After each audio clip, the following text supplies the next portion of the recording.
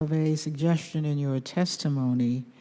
In my own district, the nation's capital, the threat of not hurricanes, although that does happen here, but certainly of floods on the mall are imminent, and we were just finished working through this committee, constructing a levee there. And I have two bills where construction is underway now, literally on the water.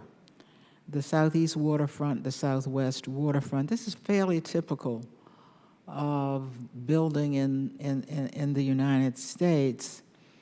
So the notion of protections not only against disasters like hurricanes, but of surges, of floods, is nationwide. Now, in your testimony, Mr.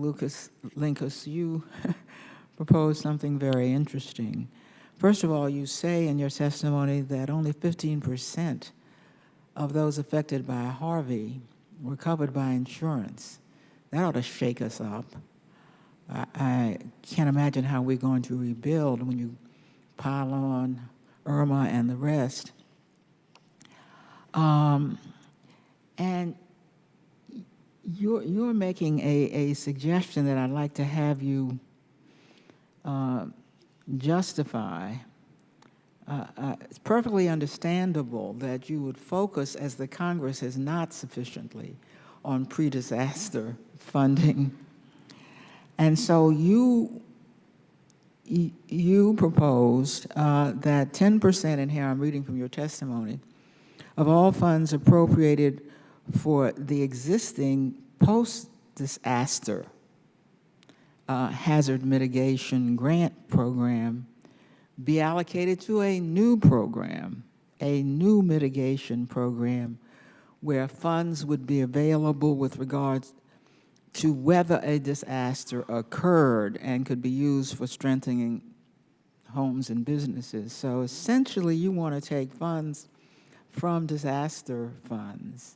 It's kind of tough love to make perhaps the Congress and maybe even the states do what they haven't done in the past. Have you concluded that the only way to get sufficient attention on pre-disaster funds is this kind of tough taking from Peter to pay Paul, as some would say? If you say to Sandy, for example, which is still going on, the rebuilding there, that part of those funds, which I must tell you they had a harder time getting than it looks like we're getting for the Texas and Florida disasters. If you were to say take away 10% of the funds that are being used to rebuild New York and New Jersey and set them aside for whoever needs funds, we're likely to get members from those delegations saying, really?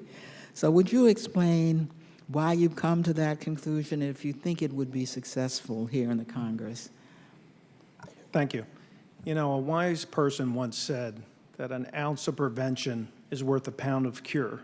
And as we know, that was Benjamin Franklin, who also happens to be a founding father of our mutual insurance industry, and his company continues 265 years later in Philadelphia.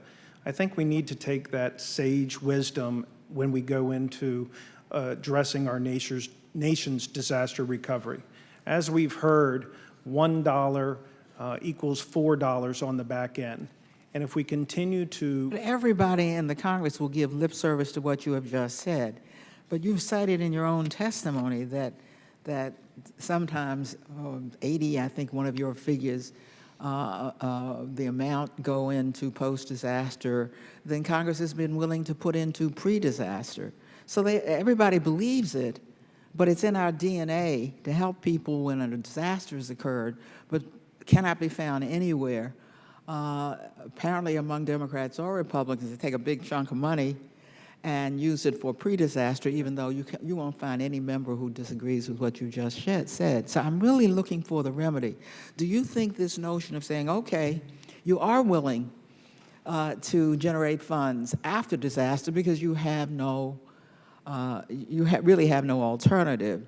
So if there's a provision that says some of that money has to go into pre-disaster, then maybe we'll build up a pre-disaster mitigation fund. That's what you seem to be proposing. And I'm asking, this taking away from a disaster to play for the next disaster, whoever gets it, it might not even be the particular, jurisdiction. I'm asking you, do you think that that is really all that's left to do now to get Congress focused on the importance of pre-disaster funding?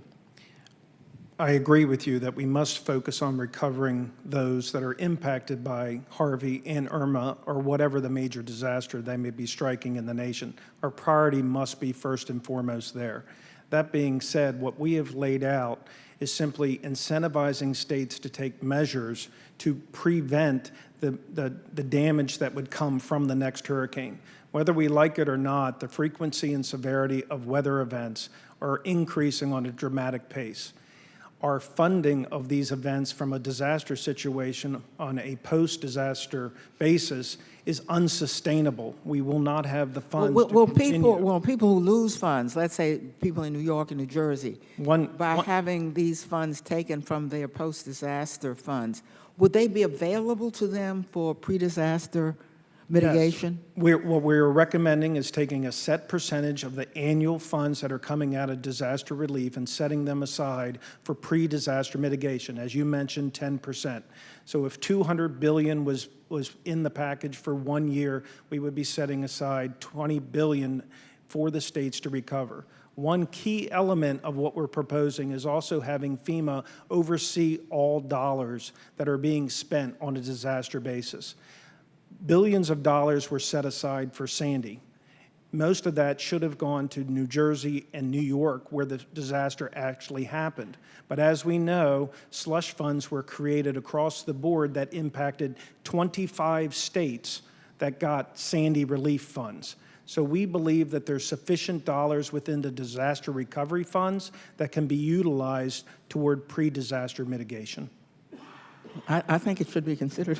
As tough as it is, I think that the gentleman's proposal should be considered. Thank you very much. Thank you. Chair now recognizes Mr. Faso for 5 minutes. Thank you, Mr. Chairman. Mr. Linkhouse, I recently met with a mutual insurance company located in my district, and as you know, we had significant damage due to Irene and Lee back in 2011, as did